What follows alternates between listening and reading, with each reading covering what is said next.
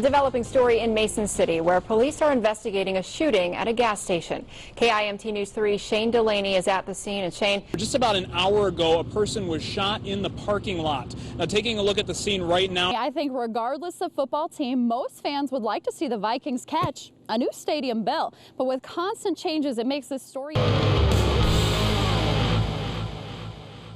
With the second season fast approaching, local football teams know what's at stake. My name's Age Ellingson, and I would like to thank you for spending your Friday night with us. Tonight we start live coverage of the North Iowa Band Festival Parade.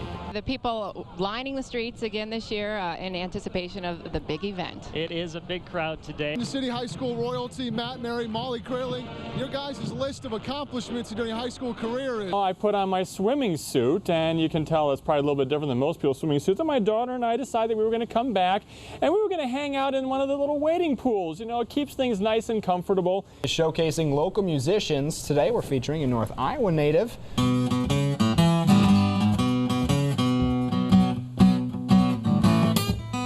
They hope their On the Road campaign spreads awareness of the veteran unemployment situation. Sarah. All right, good to highlight that situation. Thanks so much, Shane. Well, if you're an employer looking to hire veterans, the original fire spread quickly with others popping up in different areas. Police say there was no harvesting being done in the fields, so it became clear that the fires were intentionally set. The weather conditions definitely playing a part into the conditions that make these fires spread so easily. Chief Meteorologist Adam Frederick is in the Storm Team 3 Forecast Center. Are we going to be seeing any moisture anytime soon? Not right away, although we do have a few chances coming up with an approaching cold. There are people gathered waiting for them to roll through. They sure are here, Amy. Look at this right here. We have people who are starting to gather on the side of the road here.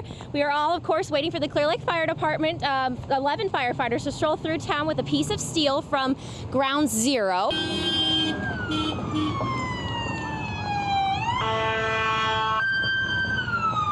Alrighty, and that is making its way to Clear Lake.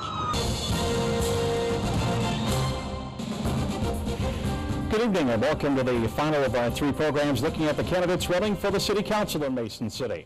I'm KGLO News Director Bob Fisher, and I'll be your moderator for tonight's event. And KGLO, KIMT, and the Globe Gazette are partnering as part of a public service to bring you these programs so you can learn more about the candidates running for city office.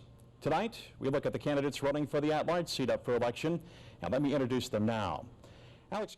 Lucretia's daughter, Sarah, says her mother's attitude and work ethic inspired her and her 3 brothers to be active in volunteering as well.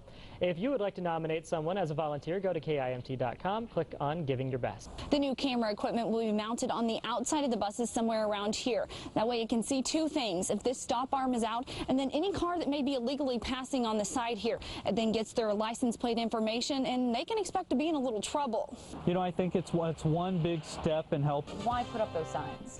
Well, Sarah, the purpose of the billboard is to show the potential dangers of eating processed meat. Now, I have some bacon here, but cancer research says that eating nearly 2 ounces or 2 strips of bacon is what can increase your chances of getting certain kinds of cancer. Well, Matt, police have taken a man into custody for questioning at this time in the robbery of Merle Norman. Now, they're still trying to figure out and sort out all the facts right now, but they... Thank you, Matt, and I have my attire on because they're called the Dweebs, and they're all dressed up here today.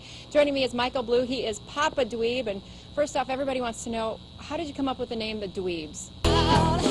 What else can I do?